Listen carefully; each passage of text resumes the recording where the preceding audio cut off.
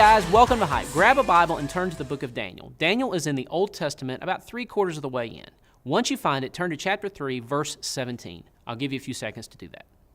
So you can let it be known, I don't hold back, I hold my own. I can't be mapped, I can't be cloned. I can't see flat, it ain't my tone. I can't fall back, I came too far. Hold myself up and love my scars. Let the bells ring wherever they are, 'cause I was there saying these promises. Do I think it's okay to cheat? No, not in any circumstances. You should never cheat. Absolutely not. I don't think it's okay to cheat at all. Is it ever okay to cheat?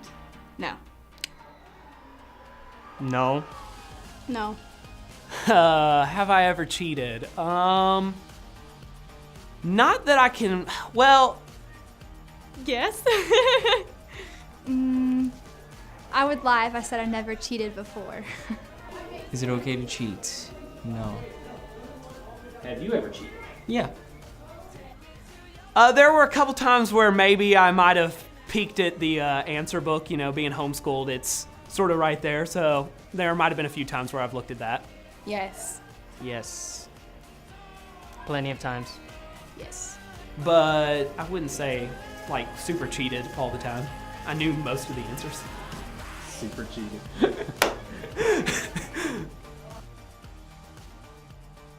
So I hope I don't ruin any image you might have of me, but when I was in school, I cheated a time or two. When I was taking a test, I'd always think to myself, when in doubt, look about.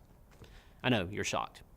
You're probably all mumbling under your breath at how shocked you are that someone that works for a church cheated in school. But I'm guessing there's been a time or two in your school career that you've cheated too. Maybe you didn't blatantly look at someone's test, but maybe you cut and pasted something out of Wikipedia.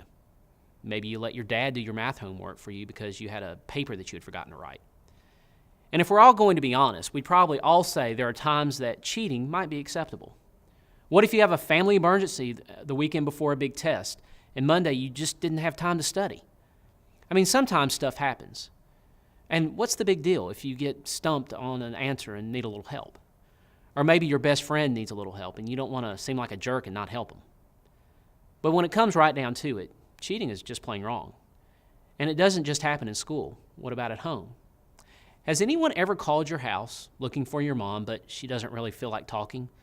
So she tells you to tell the person on the phone she's busy, and the whole time she's just sitting on Facebook. See, all through life, you're going to be tempted to compromise your beliefs. In other words, you're going to be asked to do something a Christian shouldn't do. And what you have to do is decide what you're going to do in those situations. In the Bible, there's a story about 3 guys that followed God. Their names were Shadrach, Meshach, and Abednego. And the king who was over them tried to get them to bow down and worship an idol instead of worshiping God. And the king told them that if they didn't bow down and worship the idol, he'd throw them into a fiery furnace. Now, I don't know about you, but that sounds like a pretty good excuse to compromise your beliefs. I mean, I'm pretty sure God might have understood not wanting to be thrown into a fiery furnace. And I certainly wouldn't blame these guys for following the king's orders, but look at what these 3 guys said. If we are thrown into the blazing furnace, the God we serve is able to deliver us from it, and he will deliver us from your majesty's hand. These guys trusted God to help them in their situation. They didn't have to compromise their beliefs because they loved God and trusted him to take care of them, and he did. You can read the rest of the story later.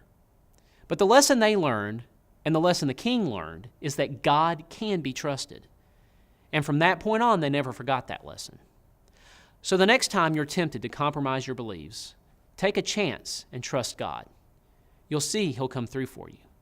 And after you see that, trusting him will become easier and easier.